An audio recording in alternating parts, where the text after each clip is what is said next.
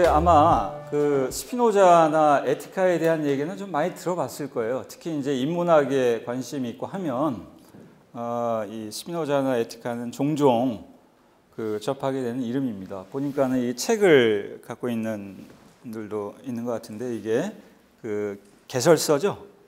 자유와 긍정의 철학. 그래서 그리고 이제 제가 이따가 이제 뒤에서 좀 얘기를 하겠지만, 근데 그 에티카에 대한 사람들의 이렇게 관심이 많아지게 된 거는 그렇게 오래된 일은 아닙니다. 지금 시간적으로 봐도 한 10년, 15년? 대략 이제 그 정도.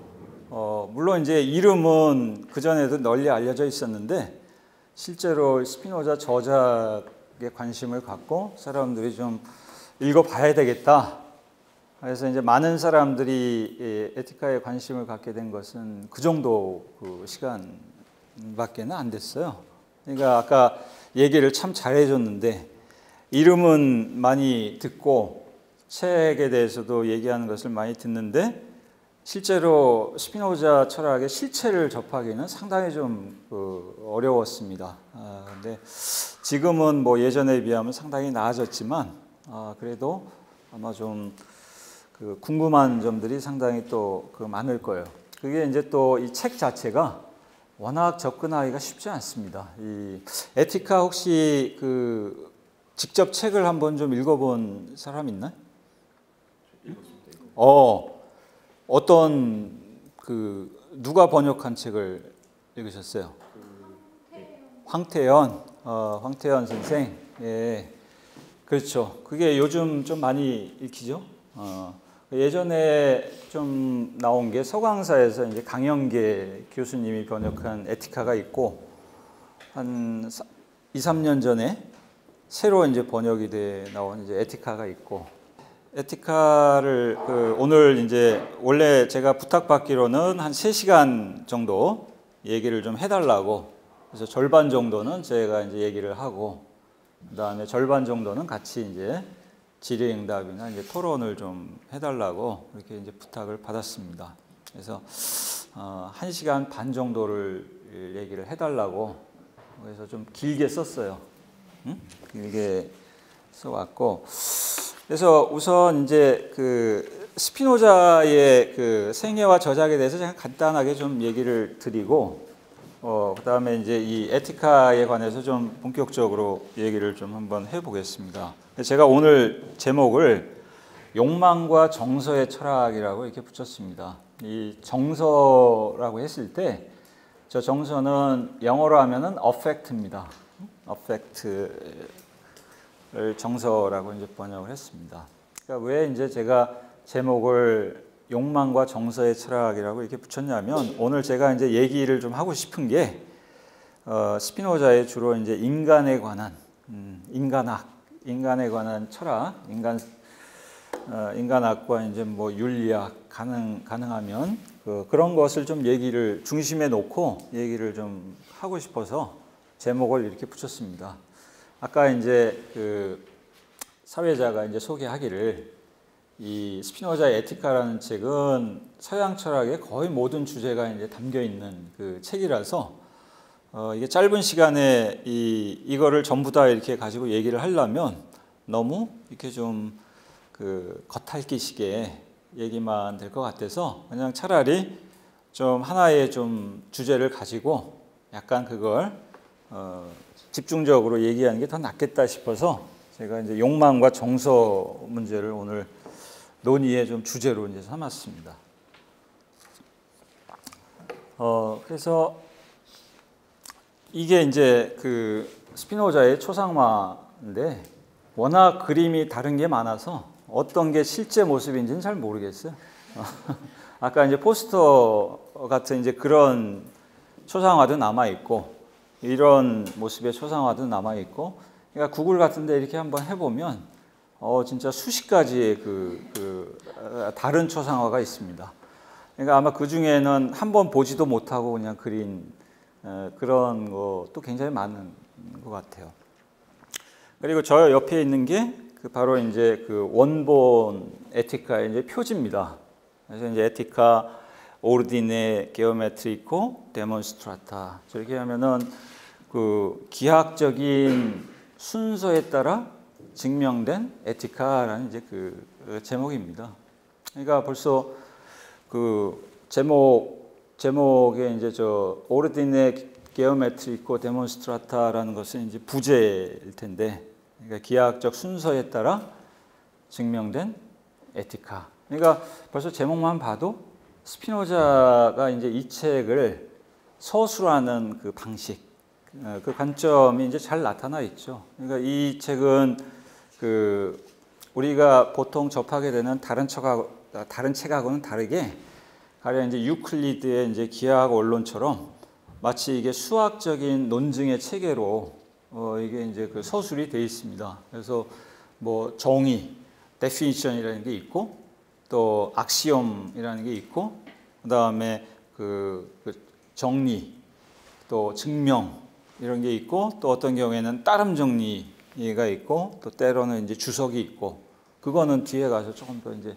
그러니까 그런 식의 서술 방식으로 지필이 되고 증명이 된 책이 이제 이 책입니다. 그리고 이제 보면은 1, 2, 3, 4, 5 그래가지고 1부, 2부, 3부, 4부, 5부에서 이제 각 제목이 이제 그 붙어 있는 책입니다. 그래서 이제 그 스피노자의 이름이 이제 바루흐 스피노자. 근데 그 바루흐라는 것은 또 바룩이라고 이제 할 수도 있는데, 바루흐라는 것은 히브리어죠. 그러니까 이제 유대인들 그 이름이죠. 근데 스피노자는 그 이게 어떤 사람이냐면은 원래 포르투갈에 살던 그 유대인들이 스피노자의 선조였어요. 근데 포르투갈에 살다가 아마 그 아시는 분들은 아시겠지만 15세기, 16세기에 스페인 포르투갈에서 아주 대대적인 이제 그 유대인 그 박해, 종교 재판이 열리고, 그래서 그것을 참다 못해서 그 중에 많은 사람들이 이제 그 어디로 이주를 해왔냐면 유럽 각지로 이제 그 이주를 해왔는데, 많은 사람들이 이주한 곳이 바로 암스테르담이었어요. 그 네덜란드의 암스테르담인데, 그러니까 왜 암스테르담으로 갔냐면 네덜란드, 특히 이제 암스테르담 같은 도시가 당시 유럽에서 제일 그 자유가 잘 보장된 도시였습니다. 그래서 17세기에 네덜란드의 그 전성시대, 황금시대라고 하거든요. 여러분들 이름 잘 들어보신 뭐 동인도 회사, 그런 걸 설치했던 그 시기입니다. 네덜란드가. 그래서 네덜란드가 나라는 작은데 유럽의 무역의 중심지였어요. 그래서 강소국이죠. 말 그대로. 근데 그러니까 네덜란드는 무역과 상업의 이제 중심지고, 그것으로 이제 먹고 산 나라인데, 근데 무역과 상업이 발전하려면 어떻게 해야 돼요? 사람하고 물자 이런 게 자유롭게 왕래를 해야 되잖아요. 그러니까 당연히 그 사상도 사상, 종교 이런 것도 잘 그 다른 그 나라나 지역에 비하면 이 제재나 한정이 없이 좀 잘 보장이 됐습니다. 그래서 이 스페인의 선조들이 이 네덜란드 암스테르담으로 와서 거기서 이제 그 공동체를 일구고, 바로 스피노자는 그래서 이제 암스테르담에서 이제 태어났습니다. 그래서 원래 그 스피노자의 어린 시절 이름이 뭐냐면 그 벤투였어요. 벤투가 뭐 어디다가 쓰면 되나? 그냥 여기 쓰면 돼요. 그러니까 그 이렇게 쓰죠.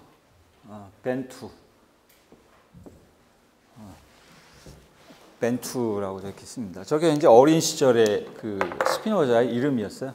그 우리나라에 나온 책 중에 몇 년 전에 나온 책 중에 벤투의 스케치북이라는 책 혹시 보신 분 계세요? 벤투의 스케치북. 그게 그 영국의 유명한 그 작가 또 미술평론가가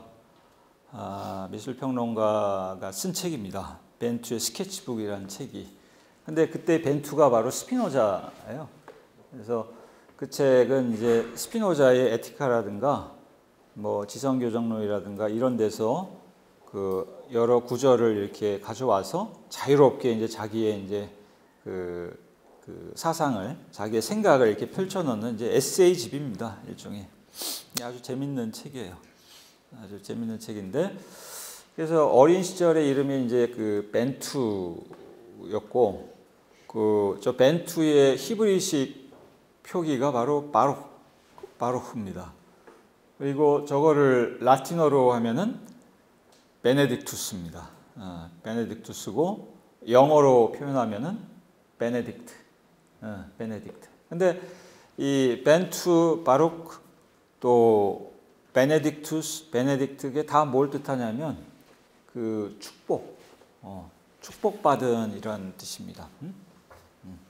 그러니까 이 어린 시절 이름이 벤투 바로크라는 것은 이 축복받은, 신으로부터 축복받은 아이. 그래서 바로크 스피노자가 이제 1632년에 태어나서 77년에 이제 사망하는데 45세에 죽었으니까 오래 살지는 못했죠. 이제 일찍 이제 죽었는데, 그러니까 우리한테 이제 잘 알려진 철학자이면서 또 아주 낯선 철학자입니다. 왜 잘 알려졌냐면 저 말 때문에 유명하죠. 나는 내일 지구의 종말이 오더라도 나는 오늘 한 그루의 사과나무를 심겠다. 내가 들으니까 이게 한 10년 전에는 공무원 시험에도 나왔대요. 이게 이렇게 딱 이걸 주고 이 말을 한 철학자가 속한 철학의 유파는 1번 경험론, 2번 관념론, 3번 유물론, 4번 합리론. 뭐예요? 답이. 공무원 시험 안 되겠네. 답이 뭐예요? 유물론? 좀 문제. 안 배워요? 학교에서? 고등학교 때? 고등학교 때. 합리론. 합리론. 나중에 시험 문제 나와서 맞으면 제 덕분입니다. 그게 문제가 나왔대요. 그러니까 이제 그 말은 이게 이제 스피노자가 한 얘기다. 이제 이걸 전제하고 한 건데, 근데 이거 이제 구글에서 이걸 한번 이렇게 검색을 해보면요. 이렇게 이제 해서 누구라고 나오냐면 마틴 루터라고 나옵니다. 또는 마틴 루터 킹이라고 이렇게 나와요. 그래서 실제로 몇 년 전에 이제 우리나라 신문에서 독일까지 갔어요.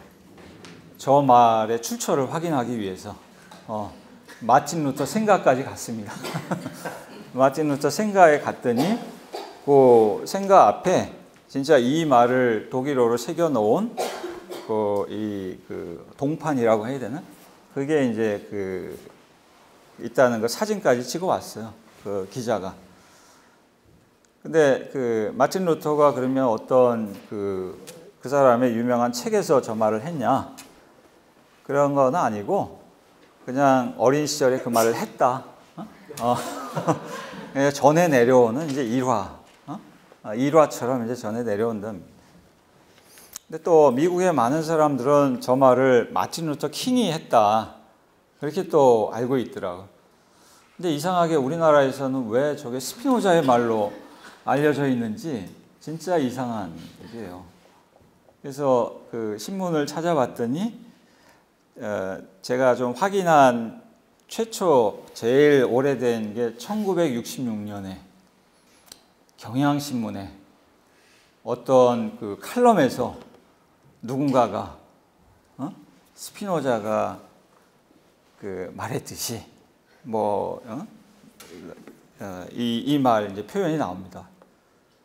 근데 그 사람도 뭐 어디서 봤으니까 그 얘기를 했겠죠. 그러니까 1966년까지는 확인을 했는데 그 전에 언제까지 이게 거슬러 가는지 모르겠어요. 그러니까 내 생각에는 아마 일본의 어디서 이게 오지 않았을까, 그렇게 생각을 하는데 그러니까 이거 스피노자가 한 말이 아닙니다. 그러니까 공무원 시험에 혹시 이 문제가 나오면 앞으로는 이게 이제 그 복수의 정답이 될 수밖에 없어요. 이거는 그래서 그 스피노자는 뭐 이 말 때문에 이제 잘 알려져 있는데 아까 얘기했던 것처럼 근데 실체를 잘 몰라요. 제가 이제 개인적인 경험담을 이제 하나 얘기를 하자면 대학원 이제 석사 과정에 들어가서 스피노자를 좀 공부를 해야 되겠다 해서 그러면은 선행 연구가 뭐가 있나 그거를 도서관 가서 이제 좀 찾아봤습니다. 근데 좀 놀란 게 논문이 하나도 없어요. 그 학위 논문도 하나도 없고 그 어디 학술지 이런 데 실린 논문도 딱 한 편 봤어요. 제가 학술지에서. 근데 그것도 스피노자에 대한 논문이 아니라 스피노자와 비트겐슈타인을 비교한 논문이야. 그 논문 딱 하나가 있고 하나도 없었어요. 그게 이제 그 1993년이니까 그 진짜 제가 아까 스피노자에 대해서 사람들이 좀 직접 읽고 공부를 해봐야 되겠다라는 게 얼마 안 됐다는 얘기가 바로 그 얘기입니다. 그러니까 그 무렵만 하더라도 우리나라의 스피노자 연구는 거의 아무도 안 하는 그 철학자였다는 얘기예요. 근데 그 사이로 이제 그 한 10여 년 지나면서 이 스피노자에 대한 관심들이 굉장히 많이 이제 생겨났습니다. 그래서 이제 왜 그러냐? 우리나라의 1990년대부터 이 사회주의가 몰락하고 나서 그 사회주의를 막스주의를 대신하는 그걸 대체하는 사상으로 이 포스트 담론, 이 앞에 포스트 자가 붙는 그 담론들이 많이 들어왔어요. 포스트 모더니즘, 또 포스트 구조주의, 또 포스트 식민주의, 포스트 막스주의 같이 포스트가 붙는 담론들이 90년대 급속히 들어왔는데, 근데 그 포스트 담론에 굉장히 중요한 철학자들이 바로 알트세르, 들레즈, 뭐 푸꼬 이런 사람들이었습니다. 근데 이런 사람들 중에 상당수가 스피노자에 굉장히 관심을 많이 가진 철학자들이었어요. 이 사람들은 그 책도 내고 제자들도 많이 길러내고, 근데 우리나라 사람들이 바로 이제 들레즈라든가 알트세르라든가 또 네그리라든가 이런 사람들의 관심을 많이 갖게 되면서 또 그 저작들이 번역이 되고, 이 사람들이 스피노자의 영향을 많이 받고 또 스피노자 철학을 재해석하는 작업들을 많이 했거든요. 그러다 보니까 스피노자에 대한 관심도 많이 생기게 됐습니다. 그게 이제 이 우리나라 스피노자 연구에 많은 영향을 미친 철학자들이 이런 사람들입니다. 질 들레즈, 그다음에 루이 알티세르, 그다음에 안토니오 네그리. 안토니오 네그리는 이탈리아 사람이고, 알티세르하고 이제 들레즈는 프랑스 사람이죠. 아마 네그리 그 개념 중에 다중이라는 개념 많이 들어보셨을 거예요. 다중. 그 다중이라는 멀티튜드 저 개념이 원래 스피노자 철학에서 나온 개념입니다. 그래서 이게 이제 들레즈 그 사진이고 우리나라에 번역된 이제 들레즈의 이제 이 두 권의 그 책입니다. 이게 스피노자 표현의 문제는 들레즈의 박사학위 논문이었어요. 그리고 저 스피노자의 철학이라는 책은 들레즈가 쓴 글을 몇 개의 논문을 묻고, 저 스피노자의 철학에 보면은 스피노자 철학의 주요 개념을 이렇게 용어 해설을 해놓은 것들이 있어요. 그게 한 100페이지 정도 되는, 그러니까 일종의 스피노자 용어 사전으로 쓸 수 있는 책이 저 스피노자의 철학이라는 책입니다. 그래서 이 두 권의 책이 사람들이 스피노자에 관심을 갖게 만드는데 상당히 이제 기여를 많이 한 책입니다. 그리고 이게 이제 네그리, 안토니오 네그리입니다. 안토니오 네그리 책은 이 스피노자에 관한 책이 바로 저 야만적 별종, 전복적 스피노자인데, 저 위에 있는 야만적 별종이라는 책은 1995년에 번역이 나왔는데, 번역이 너무 좋아가지고 얼마 있다가 절판됐어요. 반어법인 거 아시죠? 그러니까 번역이 너무 안 좋아서 읽을 수가 없어서 절판이 됐습니다. 그러니까 혹시 도서관에서 보더라도 그냥 외면해 주세요. 이 책은 읽기가 굉장히 힘든 번역입니다. 차라리 이제 저 아래에 있는 전복적 스피노자, 저거는 그 네그리의 이제 그 여러 가지 논문을 묶어서 낸 책인데 저 책이 훨씬 재밌습니다. 번역도 잘 되고. 그리고 이 다중이라는 책은 네그리가 자기 제자하고 같이 쓴 이제 정치 철학 책입니다. 저거는 딱히 스피노자에 대한 책은 아니고 현대 세계에 관한 책입니다. 현대 세계를 자기의 철학적 관점에서 이제 재해석한 책인데 제목에서 다중이라는 제목이 들어간 데서 알 수 있듯이 이 책의 이제 기본적인 관점은 스피노자의 정치 철학 입각해서 이제 쓴 책입니다. 다중이라는 책이. 그리고 이 책은 피에르 마슈레는 알투셀의 제자인 프랑스의 이제 스피노자 연구자입니다. 그래서 요 왼쪽에 있는 헤겔 또는 스피노자라는 책이 저 마슈레의 대표적인 저작 중에 하나입니다. 이 책은 제가 번역한 책이에요. 그리고 저 오른쪽에 있는 책은 그 마슈레가 쓴 그 에티카 해설서입니다. 그 에티카가 5부로 이루어졌다고 했잖아요. 근데 그 저 마슈레의 에티카 해설서가 5권짜리입니다. 그러니까 각 부마다 한 권씩. 그래서 5권짜리 이제 해설서를 이제 썼어요. 그리고 이제 이 사람 에티엔 발리바르도 알투셀의 제자하고 스피노자 연구자로 아주 유명한 사람입니다. 현대 정치 철학자도 아주 유명하고 이 사람이 쓴 그 스피노자와 정치, 저거는 스피노자 정치 철학에 대한 이제 그 연구서죠. 저것도 제가 번역을 했습니다.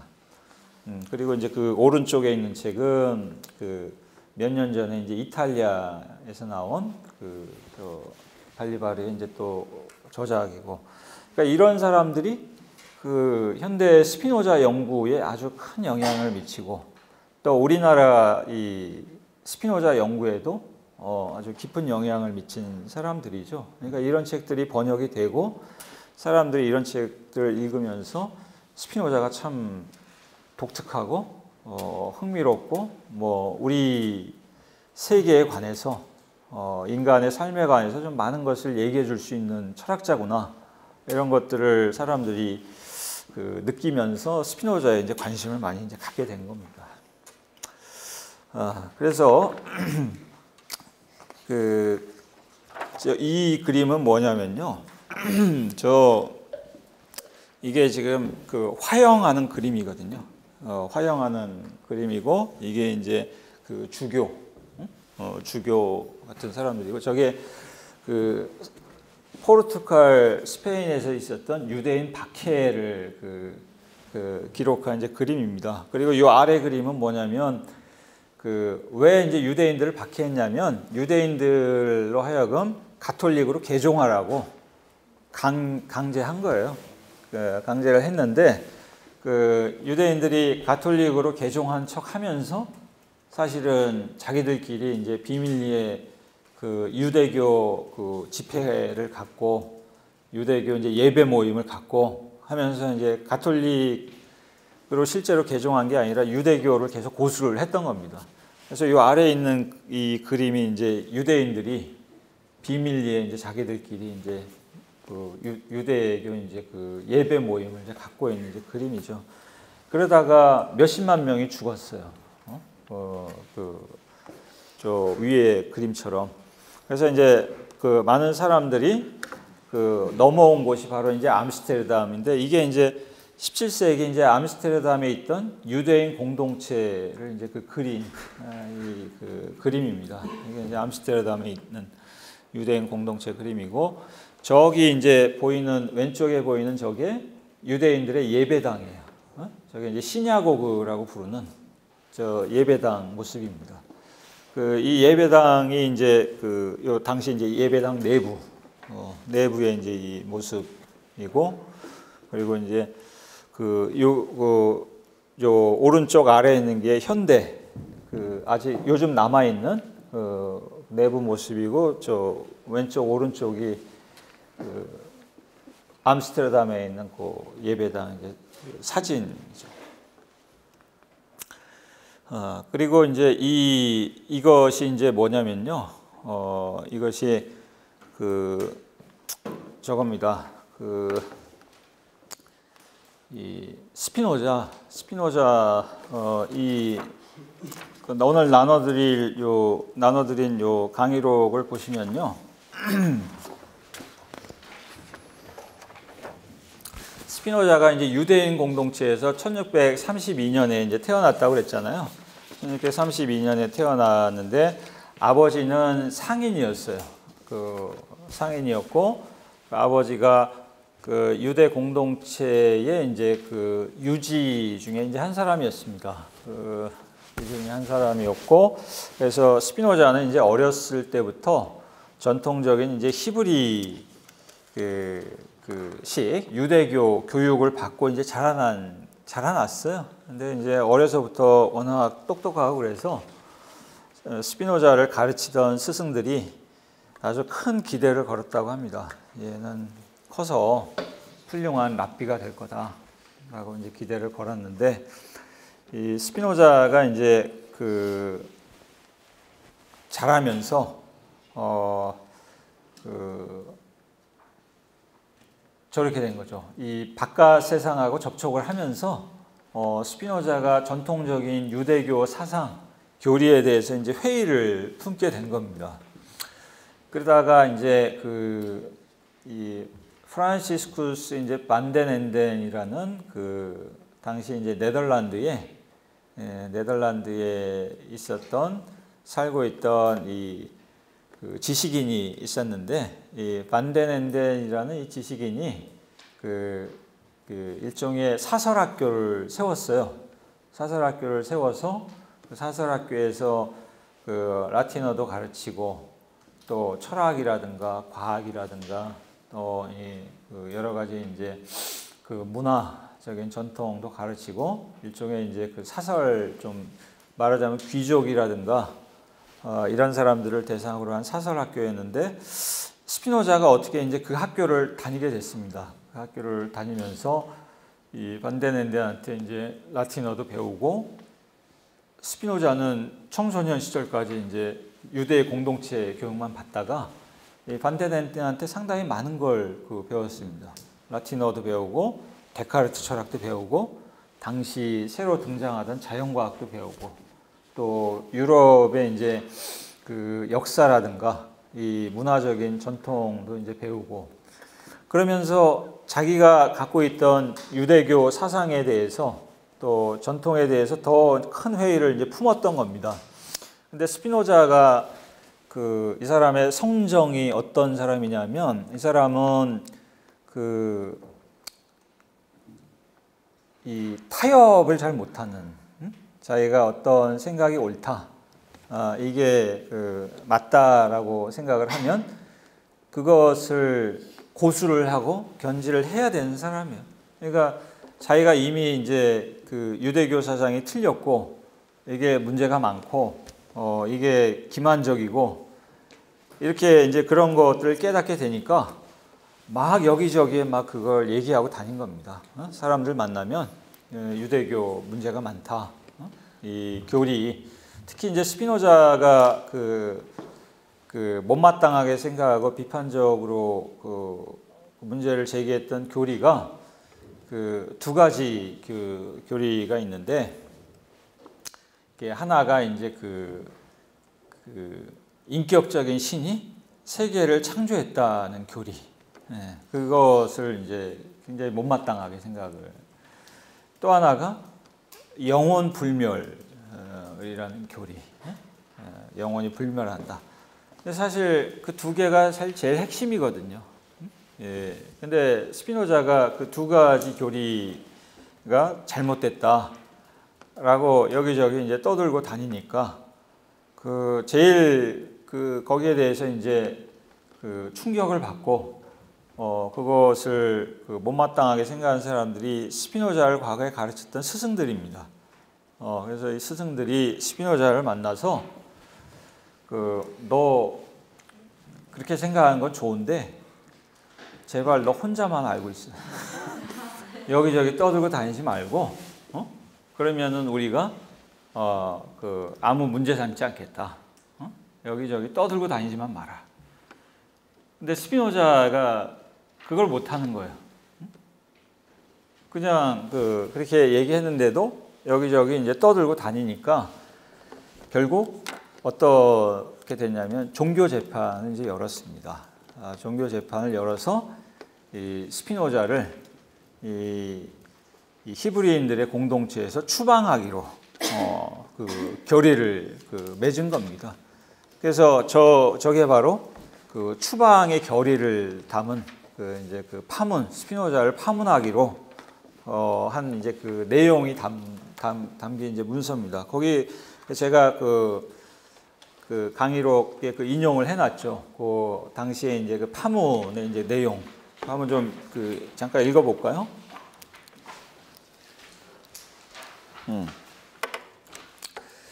이렇게 이 바로 데 스피노자의 사악한 주장과 행동을 오랫동안 알고 있었던 마하마드의 지도자들은 여러 가지 수단과 약속을 사용해서 악한 길로부터 그를 돌리려고 노력했다. 그러니까 바로 잡으려고. 근데 이제 그렇게 실패했고, 그래서 이렇게 이제 추방을 당하고 나서 이 스피노자가 이제 혼자서 이제 생활하면서 자기의 이제 사상을 가다듬게 됩니다. 자기 친구들, 소수의 친구들하고 이제 교류를 하면서. 그래서 처음 저술한 책이 어떤 거냐면 이게 이제 지성교정론이라는 책이에요. 이거는 책이라기보다 좀 긴 논문에 가깝습니다. 우리말로 하면 한 40페이지 정도 되는 그런 논문이고, 그 다음에 이제 쓴 책이 신인간 및 인간의 행복에 관한 소론이라는 책을 씁니다. 이 책은 근데 스피노자 생전에는 발견이 되지 않았다가 스피노자가 죽고서 근 한 200년 뒤에 이게 이제 독일에서 발견이 된 책이에요. 그 다음에 쓴 책이 출판한 책이 1663년에 데카르트의 철학 원리라는 책을 스피노자가 출간을 합니다. 이 데카르트의 철학 원리는 이 데카르트가 쓴 철학 원리라는 책에 대한 해설서입니다.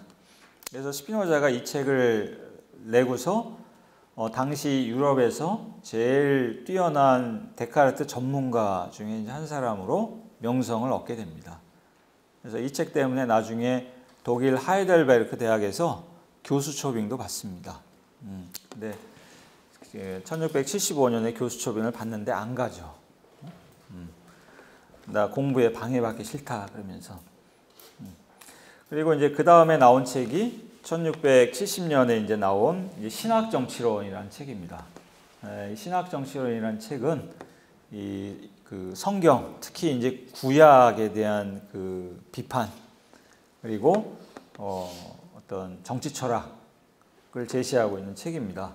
이 책이 너무 이제 파격적이고 급진적인 내용을 담고 있어서 이게 얼마 안 있다가 이게 이제 금서 처분을 받습니다. 그래서 이 스피노자가 아주 악명을 떨치게 되죠. 이 책 때문에.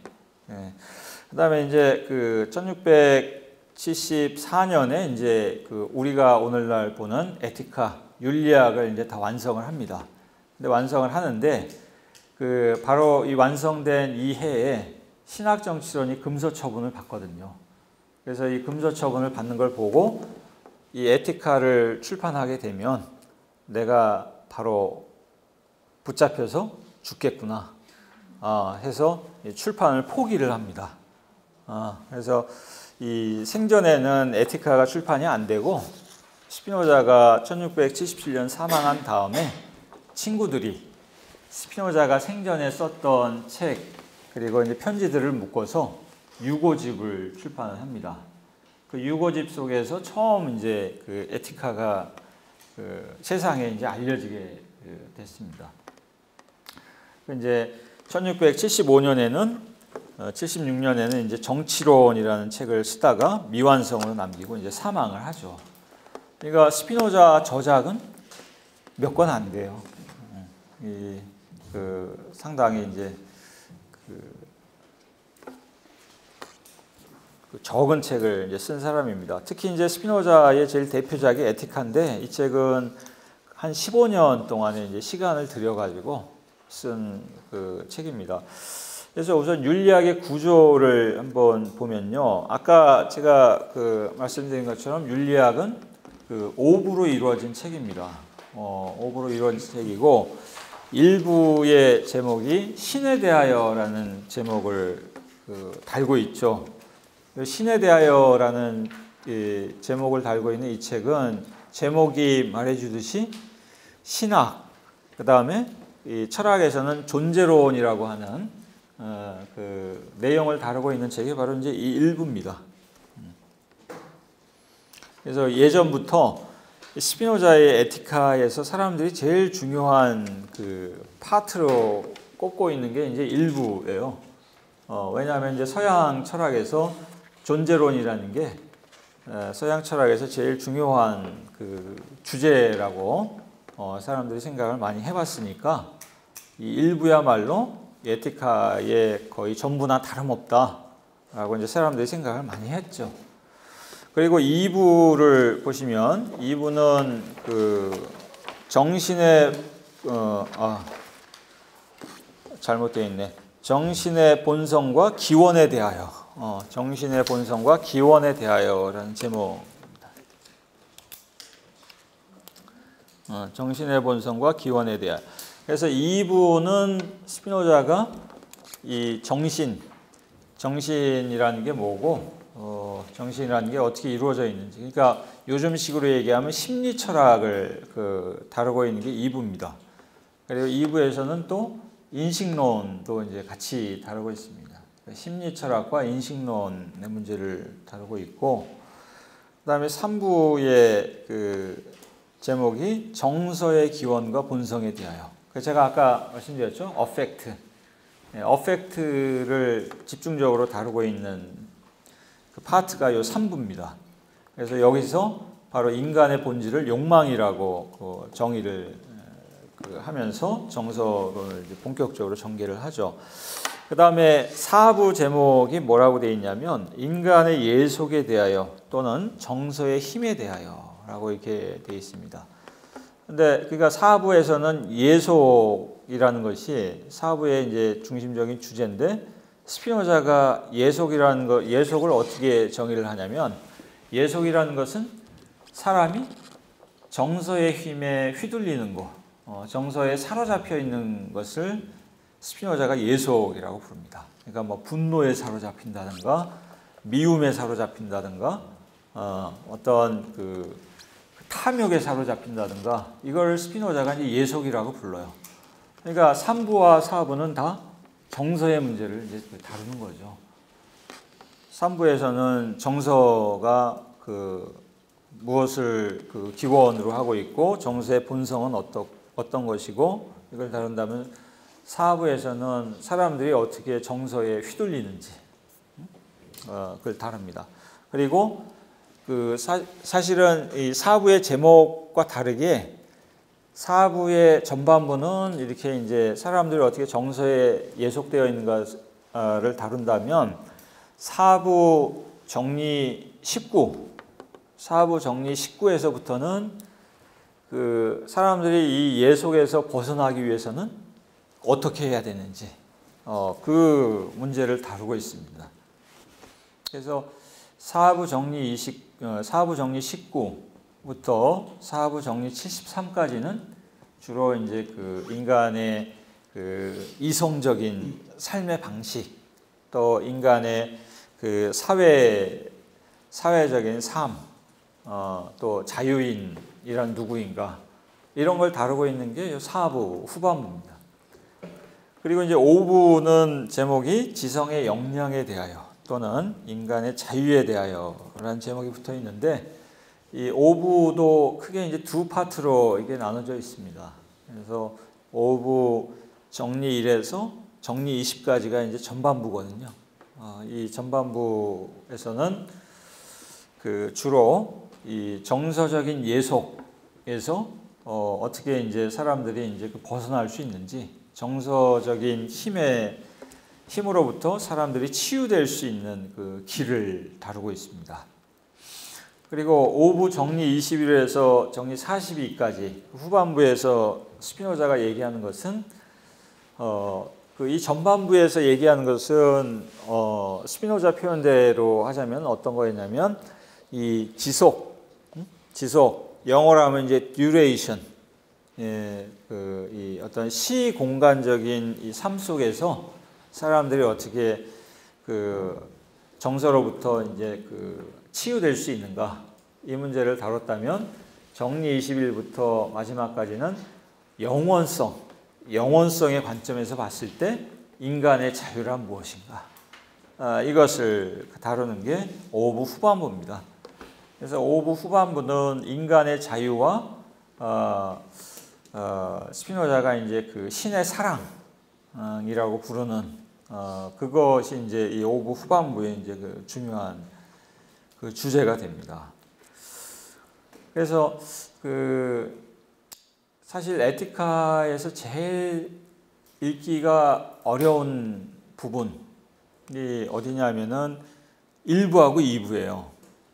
그러니까 근데 1부하고 2부가 그 책의 처음이니까 사람들이 에티카를 읽을 때 그 맨 첫 페이지부터 읽는데 그러면은 몇 페이지 못 넘어갑니다. 너무 너무 낯설고 이상한 그 표현들, 내용들이 많아서. 근데 이 에티카 3부부터는요, 이게 이제 인간의 그 삶과 직결된 얘기들이 여기 많이 나옵니다. 그러니까 욕망, 기쁨, 슬픔, 사랑과 미움, 이런. 그러니까 사실은 에티카를 조금 더 그 우리의 삶과 관련해서 재밌게 읽기 위해서는 사실 3부에서부터 읽는 게 좋습니다. 그리고 내용상으로도 봐도 그 1, 2부하고 그 3, 4부하고 약간 좀 독립적이에요. 그 이 3부하고 4부에서는 1, 2부에서 했던 얘기가 거의 안 나옵니다. 그러니까 어떤 사람들은 그래서 스피노자가 1부하고 2부를 쓰고 몇 년 있다 3부하고 4부를 썼다, 그렇게 주장하는 사람도 있습니다. 이게 서로 독립적인 그 내용이다. 그러니까 1, 2부를 몰라도 3, 4부를 충분히 읽을 수 있습니다. 3, 4부를 읽고 나면은 이 5부가 딱 나오는데 5부도 굉장히 어려워요. 특히 이제 후반부 5부 정리 21에서 정리 42까지가 또 이게 상당히 또 만만치 않습니다. 그 여기는 그 읽어보면요, 이게 마치 신학자가 쓴 책 같아요. 막 성령이 충만하고 이 교회 다니는 분들이 읽으시면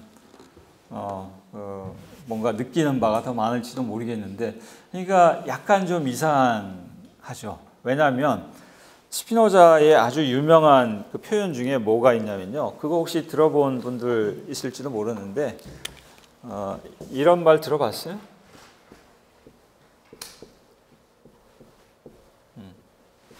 신즉 자연, 신즉 자연. 이게 이제 라틴어로 하면 이제 데우스 시베 나투라라고 이제 하는 건데,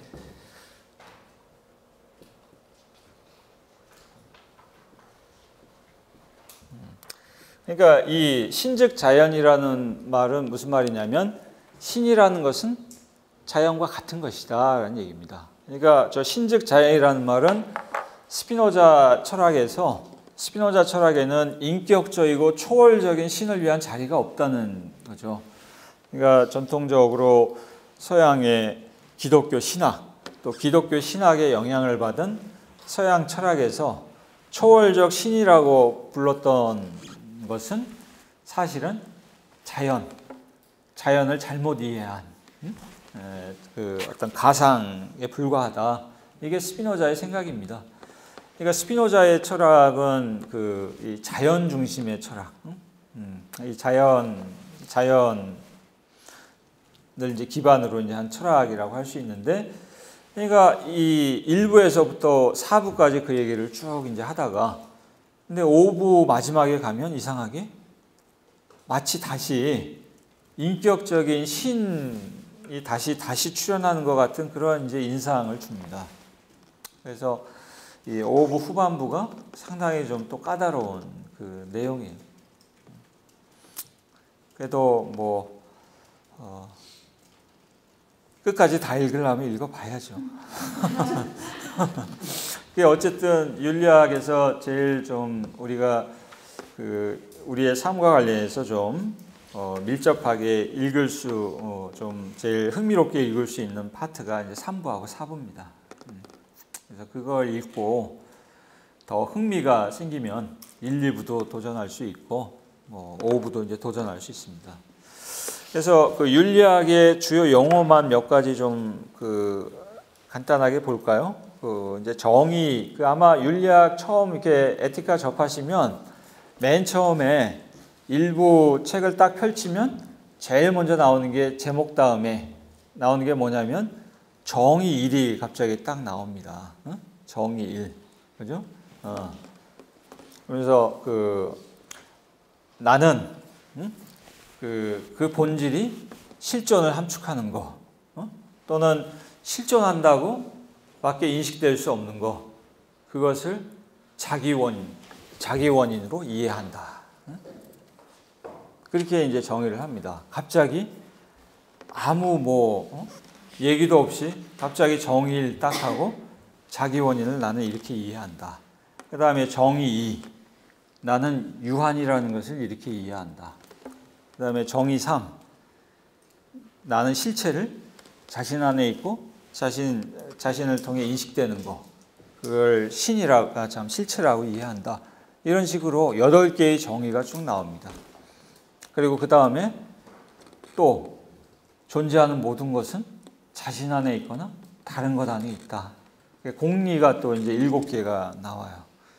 그러니까 아무 밑도 끝도 없이, 그러니까 정의 시작해서 8개 나오고, 그 다음에 또 공리 나오고, 그 다음에 정리 1 나오고, 거기 증명, 그 다음에 정리 2 증명, 정리 3 또 증명, 이런 식으로 윤리학이라는 책이 이제 전개가 됩니다.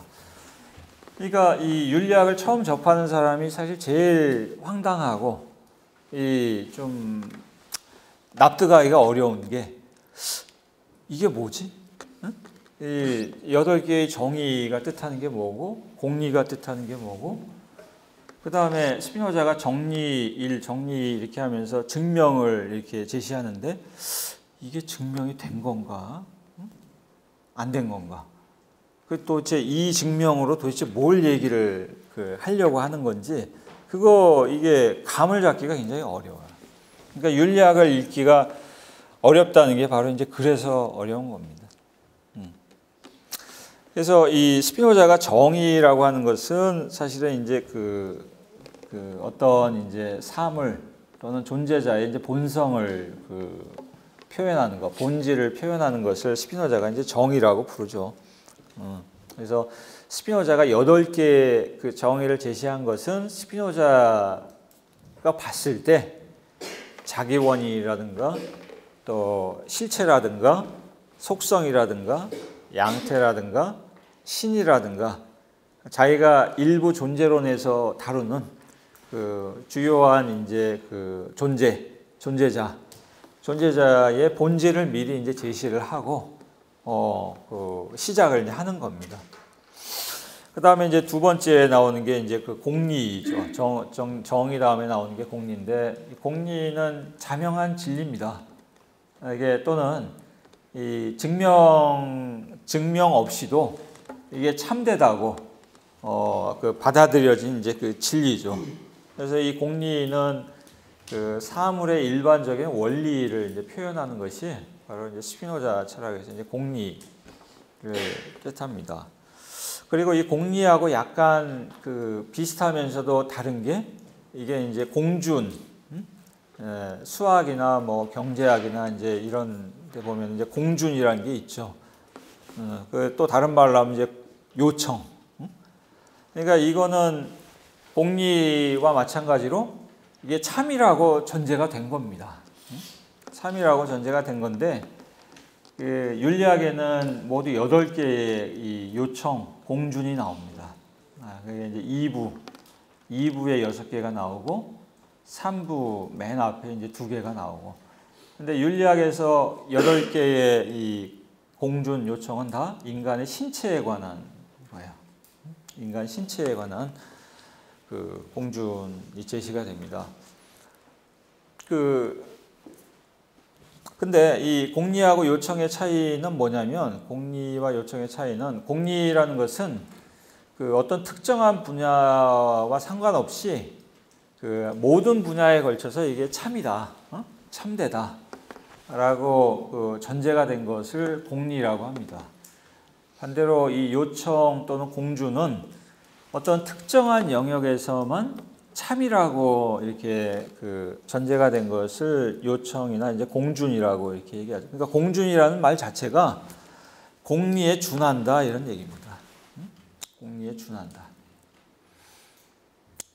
그래서 그 8개의 이 요청, 공준이라는 것은 인간 신체와 관련해서만 이게 참된 것으로 이제 전제가 된 겁니다. 그러니까 스피노자 여러분들 아시다시피 17세기는 어떤 시기냐면 과학혁명이 일어나던 시기입니다.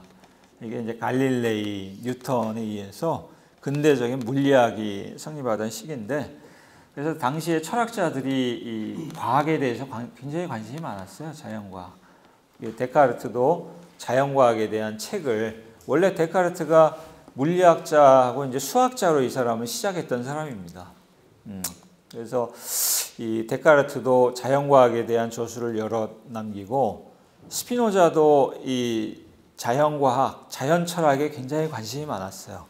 그래서 자기가 언젠가 시간이 되면 이 자연과학에 대한 책을 쓰겠다라고 얘기했는데, 이 폐결핵에 걸려서 너무 일찍 죽는 바람에 그 책을 못 쓴 거죠. 그러면 그 스피노자가 왜 인간 신체에 관해서 그 8개의 요청, 공준을 제시했냐? 이거는 사실은 스피노자가 만약에 그 자연과학에 대한 책을 썼으면 이거는 공준이 아니라 이게 증명의 대상이 돼야 될 내용들입니다. 근데 스피노자가 그 책을 쓰지 못해서 내가 이게 시간이 있고 체계적으로 이걸 논의할 수 있으면 내가 너희들한테 이거 증명을 해줬을 텐데 시간이 없으니까, 그리고 이 책은 자연과학에 대한 책이 아니라 윤리학에 관한 책이니까 이걸 일단 참이라고 전제를 해두자. 그래서 인간 신체에 관한 8개의 공준을 제시를 한 겁니다. 그리고 이제 그 윤리학에서 제일 많이 나오는 게 이제 바로 정리입니다. 이 정리는 이게 이제 그 정리는 이 증명을 항상 필요로 하는 겁니다. 증명을 통해서 참이라는 것이 입증된 그 명제, 그거를 이제 정리라고 하는데, 그러니까 정리는 증명이 없으면은 아무것도 아니죠. 그래서 정리에는 항상 이제 증명이 이제 따라붙기 마련입니다. 그리고 이 정리로부터 파생된 그 명제, 정리를 이제 따름 정리라고 스피노자가 이제 그 얘기를 하죠. 그러니까 아마 다른 번역본에는 보충이나 뭐 개 이런 식으로도 이제 번역이 돼 있을 겁니다. 그러니까 따름 정리에도 항상 이제 증명이 같이 이제 그 따라붙게 돼 있습니다.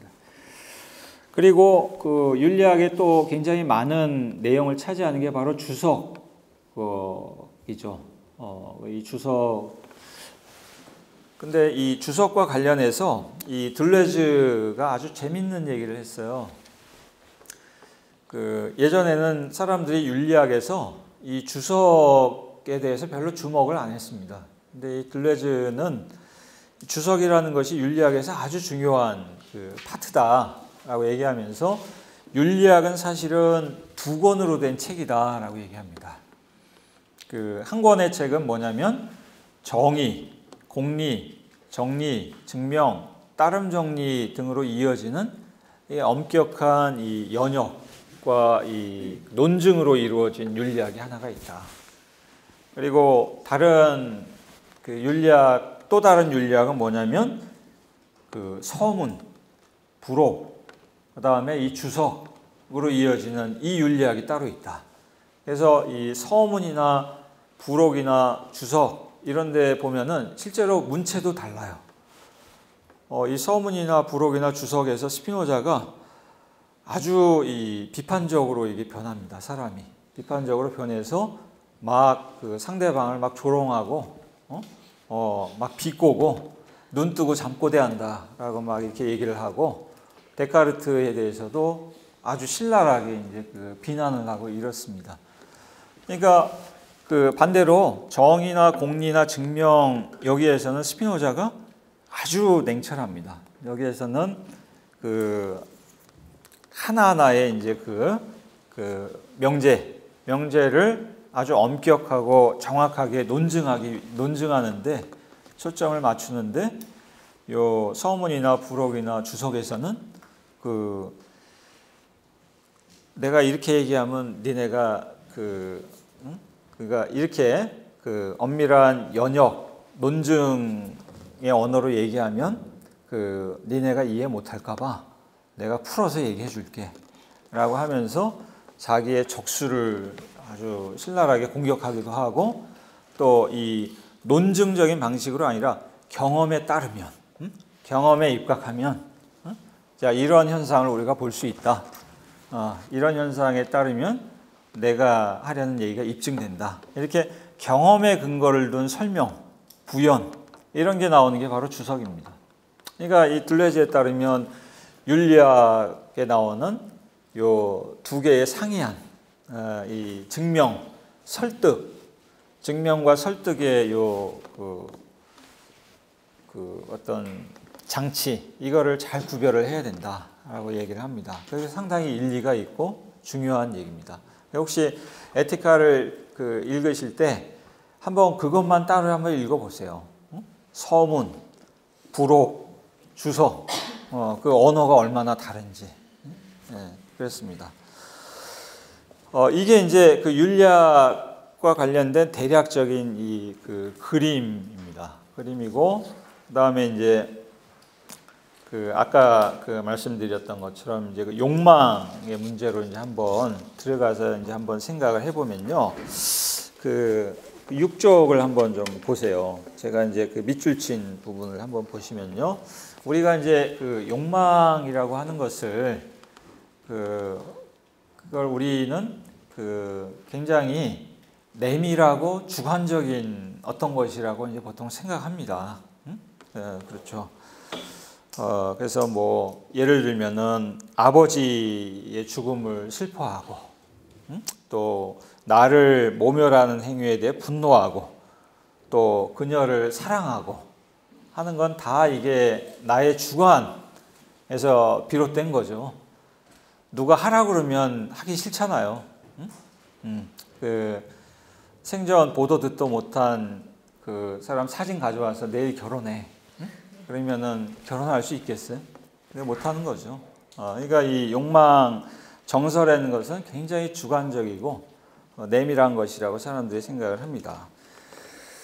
근데 이 스피노자의 욕망 이론에서 아주 흥미롭고 재미있는 통찰이 뭐냐면, 스피노자는 욕망이나 감정, 그리고 우리의 정서라는 게 우리의 자발적인 주관적인 작용이 아니다 라고 주장을 하는 겁니다.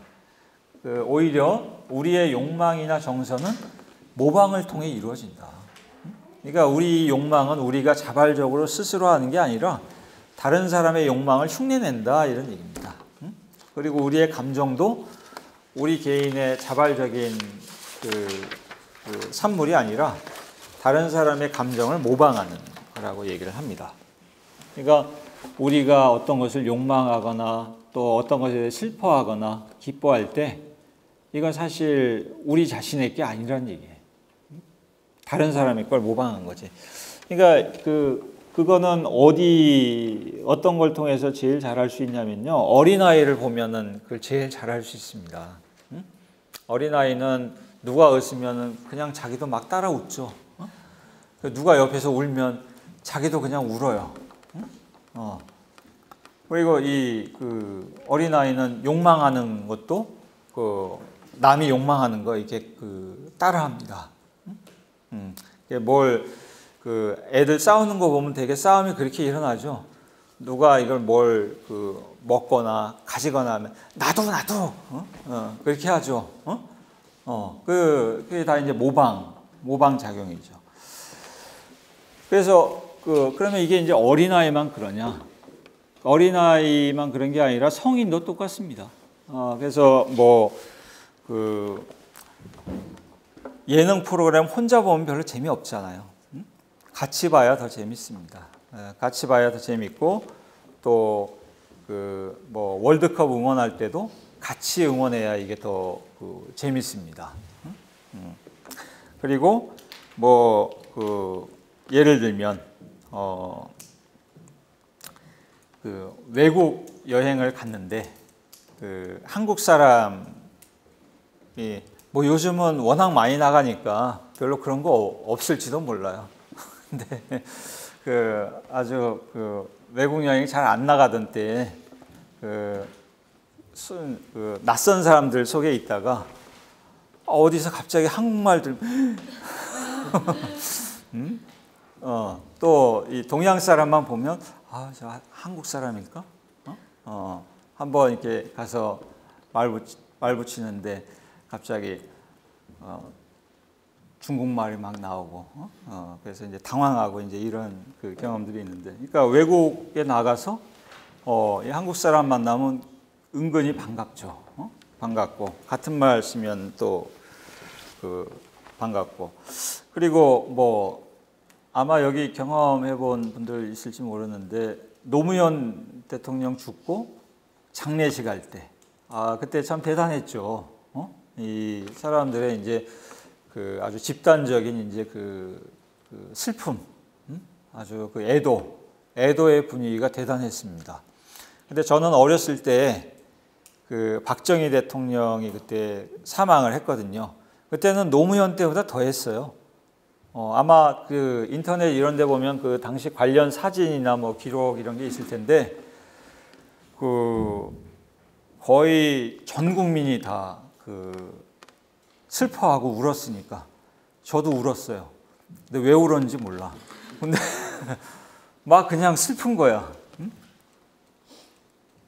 그래서 눈물을 흘리고 그랬는데, 그러니까 그거는 내가 뭔가 자발적으로 슬퍼서 운 게 아니라 그냥 뭐 아버지 어머니 다 슬퍼하고 이 밖에 나가면 또 다 그 지나다니는 아주머니 아저씨들 울먹거리면 다니고 나도 모르게 그냥 슬퍼져. 그러니까 이제 이런 것을 보면은 우리의 욕망이나 감정 이런 게 생각만큼 우리의 자발적인 내면의 어떤 작용이나 행위가 아닐 수도 있다, 이런 생각을 해볼 수 있는데, 그 현대 이 정신분석 이론가 중에 이 슬라보의 지젝이라는 사람이 있습니다. 이 슬라보의 지젝이 쓴 이데올로기의 숭고한 대상이라는 책에 그 앞부분에 보면은 어떤 얘기가 나오냐면요. 그 아프리카의 이제 어떤 장례식에 가보면은 그 곡소리를 대신 내주는 사람들이 따로 있대요. 그 사람들이 이제 그 상주가 아닌데 전문적으로 곡소리를 내주는 사람들이 따로 있답니다. 또 이 사람이 뭘 예를 드냐면 예능 프로그램 보면은 거기 여기 이제 canned laughter라고 이제 부르는, 그러니까 웃음이 저장되어 있는 게 있죠. 뭔가 이렇게 좀 웃기는 포인트 지점이다. 그러면은 텔레비 안에서 막 웃음소리가 나고 이제 그런 게 있잖아요. 그거를 예를 들면서 이 사람이 뭐라고 얘기하냐면 이런 개념을 얘기합니다. 상호 수동성이라는 개념을 얘기를 해요. interpassivity라는 개념을 얘기하는데, 아마 interactivity라는 말은 많이 들어봤죠. interactivity. 그러니까 interactivity라는 말은 우리말로 보통 상호작용이라고 하는데, 더 정확하게 얘기하면은 상호 능동적인 작용이죠. 그러니까 두 명의 독립적인 주체가 서로 능동적으로 주고받는 작용이 바로 인터랙티비티입니다. 근데 이 인터패시비티라는 그 제목은 뭐냐면 그 액티비티가 아니라 패시비티란 얘기예요. 그러니까 이 인터랙티비티에서는 상호작용을 주고받는 두 명의 그 사람들이 주체, 능동적인 주체라는 게 전제가 돼 있죠. 근데 인터패시비티라는 이 개념에서는 그 두 명의 주체가 수동적이라는 얘기입니다. 수동적이란 얘기고, 이 인간적인 두 명의 주체가 어떤 타자에 의해서 타자의 작용에 수동적으로 반응하는 그 작용을 인터패시비티라고 부릅니다. 그러니까 여기 이제 그거를 슬라브의 지적이 바로 이제 이 그 상주의 곡소리, 이 곡소리를 전문적으로 내주는 사람, 그리고 이 캔들 애프터 이런 걸 가지고 이제 얘기를 하는 거예요. 그러니까 그 가령 그 이 저장된 웃음소리 같은 경우는 뭐냐면 텔레비를 보는 그 시청자가 웃지 않고 누군가 대신 웃어주는 거야. 대신 그러니까 액티비티는 그 저장된 그 장치가 대신 하는 겁니다. 그러면은 텔레비를 보는 이 사람은 그냥 수동적으로 있으면 돼요. 그걸 보면서. 그러니까 내 웃음도 대신 웃어주니까 나는 그냥 수동적으로 있으면 되는 거야. 이게 바로 이제 인터패시비티입니다. 그러니까 이 그 지적이 이제 그 얘기한 그 7쪽의 맨 아래 밑줄 친 부분을 보면요. 상호 수동성이라는 개념은 주체의 행위, 특히 주체의 가장 내밀하고 자발적인 행위라고 할 수 있는 욕망과 정서작용은 항상 타자의 매개를 통해 수행된다는 것을 이게 이제 가리킵니다. 그러니까 내가 웃거나 울거나 뭔가를 욕망할 때 그거는 나의 액티비티, 강한 의미에서 나의 능동적인 활동이 아니라 그것을 가능하게 해주는 또 그것을 촉발하는 어떤 타자의 그 작용에 내가 수동적으로 그냥 반응하는 그런 얘기입니다. 그건 이제 표현하는 게 이제 인터패시비티입니다. 근데 이렇게 그 욕망 또 이 정서, 감정 이런 게 우리 자신의 자발적인 작용이 아니라 어떤 타자의 욕망, 타자의 기쁨과 슬픔을 우리가 그냥 모방하는 거라면, 또 타자의 기쁨, 슬픔, 욕망에 대해서 우리가 그냥 반응하는 거라면, 그럼 도대체 인간의 삶에 주체성, 능동성의 그 여지라는 게 있을까? 그러니까 우리의 삶이라는 것은 사실은 우리는 뭐 스스로 우리가 능동적으로 선택하고 또 우리 주체적으로 판단하고 우리가 자발적으로 행위한다고 생각하지만 알고 보면 그게 다른 사람들 또는 다른 사람들이라고 하기보다 어떤 타자의 판단이라든가 욕망이라든가 정서 이런 것들을 그냥 우리는 따르는 게 아닐까. 그러니까 뭐 유행이라는 것도 마찬가지죠. 유행 같은 것도 사실은 우리가 욕망한다기보다 누구의 욕망을 그냥 따르는 거죠. 그래서 나는 유행 따르기 싫어. 나만의 그 독자적인 뭘 할 거야. 그러면 그 독자적인 뭐는 자기가 처음 한 건가? 아니죠. 그렇습니다. 그래서 이 8쪽에 이제 밑줄 친 부분을 이제 한번 보면요. 따라서 이렇게 인간의 욕망과 정서가 모방작용을 통해 이루어지고, 따라서 인간의 활동 역시 모방을 통해 전개된다면 과연 인간의 자율적인 삶과 행위의 여지가 존재할까? 그런 게 어떻게 가능할까? 의문이 듭니다. 그래서 혹시 우리는 젖을 먹고 걸음마를 하면서부터 또 우리가 죽음을 맞이하게 되는 순간까지 일생 동안 늘 다른 사람들의 욕망과 정서, 행위를 모방하면서 살아가는 것은 아닐까. 그러니까 사람의 일생이라는 것은 마치 이게 자동장치와 같은 그 삶이 아닐까. 그래서 이제 저는 그 몇 년 전부터 상당히 좀 이상한 그 현상에 이제 접하게 됐는데, 그게 이제 뭐냐면, 우리나라 사람은 어떤 일정한 나이가 되면요, 그 사람의 사회적 지위, 신분, 또 빈부, 이런 거하고 상관없이 생각이 똑같다는 것을 제가 발견을 했어요. 사람이 한 60대 이상이 되면 생각이 똑같습니다. 그 사람이 대학 총장이든, 아니면은 환경 미화원이든, 아니면 그냥 양로원에서 그냥 그 화투 치면서 하루하루 보내는 뭐 7, 80대 할아버지 할머니든 어떻게 이렇게 생각이 똑같은지 몰라요. 진짜 깜짝 놀랐어요. 마치 누가 매일 어떻게 생각하라고 알려주는 것 같아. 근데 이것에 진짜 아주 노골적인 예입니다. 제가 대단히 왜냐하면 우리 부모님도 거기 포함이 되니까, 대단히 죄송한 마음으로 하는 얘기지만, 과연 이분들이 뭔가 주체적으로, 자발적으로 뭔가 판단하는 게 있을까? 이분들이 자기의 주체적이고 자발적인 판단이라고 하는 게 정말 그런 건가? 그걸 보면서 너무 좀 그런 생각을 많이 하게 됐어요. 그러니까 하여간 왜 그런지는 모르겠어요.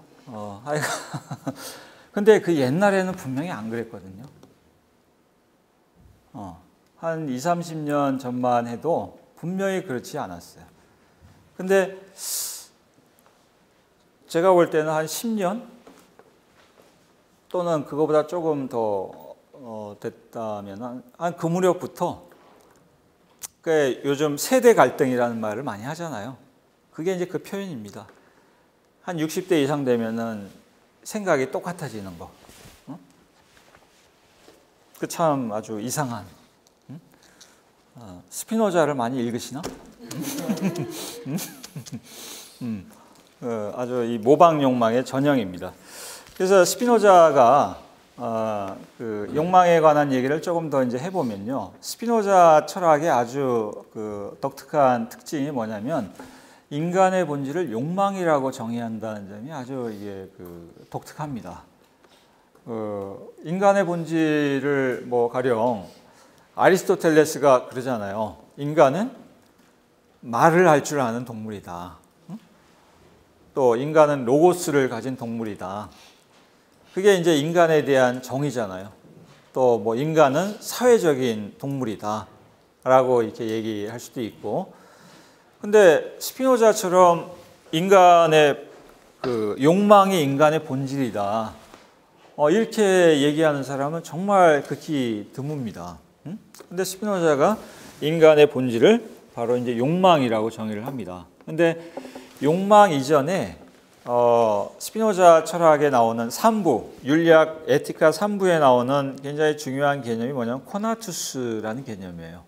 이게 3부 정리 7에 보면은 바로 이제 코나투스 개념이 나옵니다. 거기 이제 노력이라고 되어 있는 게 바로 이제 이 코나투스 개념인데, 이게 코나투스가 라틴어로는 이게 노력, 뭘 이렇게 추구 또는 충동, 이걸 이제 코나투스라고 합니다. 그래서 스피노자가 3부 정리 6에서 이렇게 얘기해요. 각각의 실제, 각각의 사물은 자신이 할 수 있는 만큼 자신의 존재 속에서 존속하려고 노력한다, 이렇게 얘기하죠. 이 노력한다라는 이 동사가 코너르라는 동사입니다. 그리고 그 동사에서 파생된 명사가 바로 이제 코나투스죠. 그래서 3부 정리 7에서 바로 이제 코나투스에 대한 이제 정의가 나옵니다. 자신의 존재 속에서 존속하려고 하는 각각의 실제의 이러한 노력, 이러한 코나투스, 이것이 각각의 실제의 현행적 본질과 다른 것이 아니다. 그러니까 각각의 실제의 현행적 본질이 바로 자신의 존재 안에서 존속하려고 하는 이러한 노력, 코나투스다라고 얘기합니다. 그리고 이 코나투스가 인간의 경우에는 어떻게 나타나냐면 아페티투스라고 이렇게 표현한다고 이렇게 얘기를 하죠. 아페티투스가 이게 욕구입니다. 욕구. 그래서 8쪽의 맨 아래 줄을 보시면 코나투스가 정신과 신체에 함께 관계할 때 그걸 이제 욕구라고 한다라고 얘기를 하죠. 그리고 이 코나투스가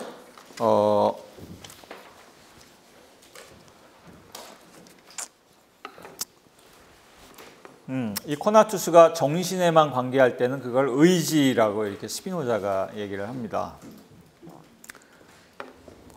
그러면서 이 욕구를 인간의 본질 자체다라고 얘기를 하죠, 거기. 그러니까 인간의 본질은 스피노자가 이제 욕구라고 이제 부르는 겁니다. 그리고 그 다음 문장 보면 욕망은 욕구에 대한 의식이 욕구에 포함된 것으로 정의될 수 있다. 그러니까 다른 말로 하면 자기의 욕구를 의식하고 있는 게 바로 욕망입니다. 그러니까 욕구에 의식이 더해진 거, 이것을 스피노자가 욕망이라고 부릅니다. 그러니까 인간이 가진 욕망은 항상 의식을 포함하고 있어요. 그건 무슨 말이냐면 사람들은 자기가 뭘 욕망하는지 다 의식하고 있습니다. 내가 뭘 욕망하는지, 물론 왜 자기가 그걸 욕망하는지는 몰라요. 그 원인은 몰라. 내가 뭘 욕망하는지는, 왜 내가 이걸 욕망하게 됐는지 그 원인은 모릅니다. 근데 내가 이걸 욕망하고 있구나, 그거는 다 의식을 하고 있어요. 그래서 스피노자가 일부 부록에 보면은 뭐라고 하냐면은 사람은 자기가 왜 그것을 욕구하는지 그 원인에 대해서는 무지하지만 자기가 그것을 욕구하고 있다는 것 자체는 의식하고 있다, 이렇게 얘기합니다. 그러면서 뭐라고 얘기를 하냐면 바로 여기에서 자유의지라는 가상이 나온다 그래요. 내가 뭘 욕구하고 있다, 그걸 의식하고 있지만 그 욕구의 원인은 모를 때 거기에서 자유의지라는 가상이 나온다. 그 말은 무슨 말이냐면, 예를 들면 이게 한정판이래. 이게 한정판. 이거 저 스포츠카. 저거 60개월 할부면 살 수 있을 것 같은데. 저거 사야 되는데. 이게 자기의 욕구를 의식하는 겁니다. 자기가 뭘 욕구하는지 그걸 의식은 하고 있죠.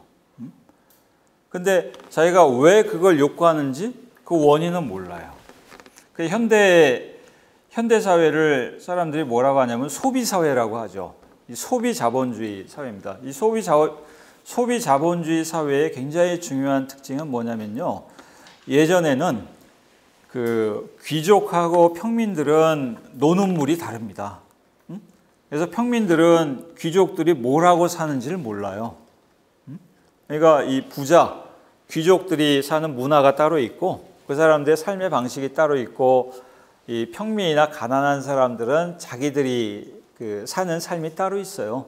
그러니까 가난한 사람들끼리 사니까 거기에는 특별히 잘난 사람도 없고 특별히 못난 사람도 없습니다. 근데 요즘 사회는 어떠냐면요, 매일 텔레비전만 틀면 연예인 집, 연예인 집 나오죠. 뭐 100평 넘고 150평 되는 그 집 장면 나오고, 누가 뭐 스포츠카를 몇 대씩 가지고 있고, 뭐 벤츠가 뭐 몇 대가 팔리고, 벤츠 그걸 뭐라고 하죠? 뭐라고 하죠? 유에리스라고 하나? 그런 거, 이런 거 나오죠. 그러니까 요즘은 어떻게 되냐면 모든 사람이 똑같은 텔레비를 보고 텔레비전에서 똑같은 상품을 접하고 똑같은 생활 방식을 보고 똑같은 대상을 욕망을 합니다.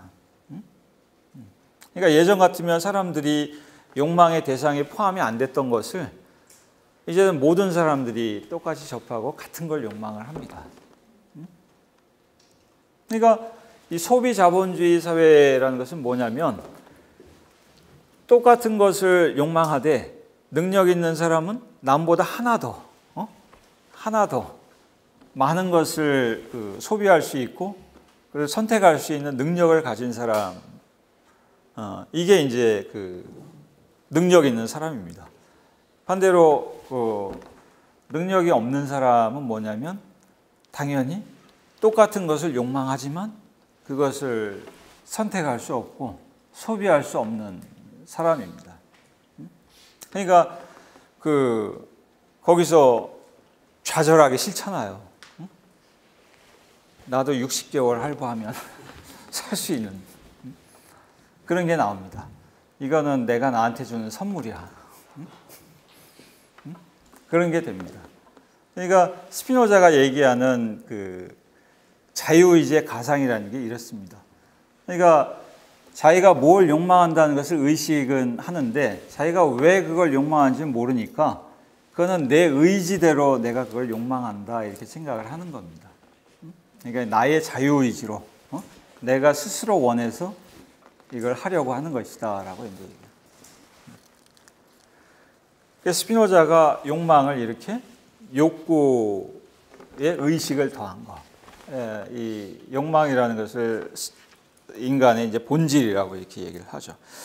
그래서 이 스피노자의 인간의 본질에 대한 정의는 아주 의미 있는 정의입니다. 이게 이제 9쪽의 맨 아래쪽 밑줄 친 부분을 이제 가보게 되면요, 인간의 본질을 영혼으로 정의하지도 않고, 또 뭐 이성적 동물, 말하는 동물 할 때처럼 이성이나 로고스로 정의하지도 않고, 욕망으로 이렇게 정의하게 되면서 정신과 신체 사이의 위계 관계나 이게 대립 관계를 설정하지 않게 됩니다. 그러니까 아마 이 플라톤의 이제 뭐 파이돈 이런 책을 보면, 거기에서 소크라테스의 입을 빌려서 플라톤이 아주 유명한 말을 하죠. 거기서 뭐라고 그래요? 신체를 뭐라고 하냐면 영혼의 감옥이라고 얘기를 합니다. 영혼의 감옥. 영혼을 가두는 감옥이고, 죽음을 뭐라고 그래요? 거기서 소크라테스가 죽음이라는 것을 신체의 감옥으로부터 영혼이 해방되는 것을 죽음이라고 합니다. 그러니까 이 파이돈이라는 책은 물론 이제 플라톤 자신도 굉장히 신체 단련을 중시하긴 했지만, 실제로는 파이돈이라는 책을 보면 영혼과 육체의 관계는 아주 이게 비대칭적인 관계입니다. 불평등한 관계죠. 영혼이야말로 그게 인간의 삶에서 진짜 중요한 것이고, 정말 이 가다듬고 정화하고 보호해야 하는 것이고, 신체의 유혹으로부터 될 수 있으면 이 정화시켜야 하는 대상이 바로 영혼입니다. 그러니까 정신과 신체 중에서 훨씬 중요한 게 바로 이제 영혼이죠. 정신입니다. 그게 이제 기독교적인 이제 관점으로 이제 전승이 되는 거죠. 근데 스피노자가 인간의 본질을 욕망이라고 정의하게 되면 그런 게 없습니다. 이 영혼과 신체 사이에 이런 불평등한 위계 같은 것은 이제 더 이상 성립하지 않습니다. 그래서 스피노자가 뭐라고 얘기를 하냐면요, 우리 이제 가끔 그런 생각을 할 때가 있는데, 신체가 강하면 영혼이 정신이 약해지고, 정신이 강하면 그 신체가 약해지고, 그러니까 정신과 신체 사이에 반비례 관계가 있다 이렇게 생각할 수 있는데, 데카르트가 사실 좀 그렇게 생각을 했습니다. 정신과 신체 사이에. 그래서 신체로부터 생겨나는 우리의 이 정념으로부터 우리가 자유로워지기 위해서는 우리의 영혼이 그 신체에 그 작용을 미쳐서 네. 저희가 이제 30분부터는 Q&A 시간을 아 그래요? 알겠습니다. 그래서 그 데카르트는 영혼과 신체 사이에 이런 반비례 관계, 불평등한 관계를 전제를 하는데, 스피노자는 그렇지 않고 그 정신이 그 능동적일 때 신체도 능동적이고, 또 신체가 수동적일 때 정신도 수동적이다라고 얘기합니다. 그러니까 왜 이렇게 얘기하게 되냐면, 아까 우리가 3부 정리구에서 봤듯이 스피노자가 그 욕구를 뭐라고 정의를 했어요? 욕구는 코나투스가 정신과 신체에서 동시에 관계할 때, 그때 이제 욕구라고 이제 얘기를 했죠. 그러니까 인간이 가지는 욕구는 정신이나 신체를 통해서 똑같이 표현되는 게 바로 이제 욕구입니다. 정신으로만 표현되는 것도 아니고 신체로만 표현되는 것도 아니고 정신과 신체에 똑같이 표현되는 것이 바로 이제 욕구입니다. 그래서 스피노자의 윤리학에서 중요한 것은 그 정신의 능동성을 위해서 신체를 댈 수 있으면 순종하고 수동적으로 만드는 게 아니라 정신과 신체의 그 능동성, 정신과 신체의 역량을 강화시키는 게, 증대시키는 것이 스피노자 윤리학의 이제 목표입니다. 그래서 수동성에서 어떻게 하면 우리가 능동적인 그 인간이 될 수 있는가? 어디가 어떻게 역량이 작은 상태에서 역량이 그 큰 상태로 이행할 수 있는가? 이게 스피노자 3부에서 그 5부, 윤리학 3부에서 5부까지 스피노자의 아주 지속적인 관심이 바로 그겁니다. 어떻게 수동성에서 능동성으로 나갈 수 있는가? 그러니까 신체와 영혼의 반비례적인 관계가 아니라 비례적인 관계. 이게 이제 상당히 중요한 문제죠.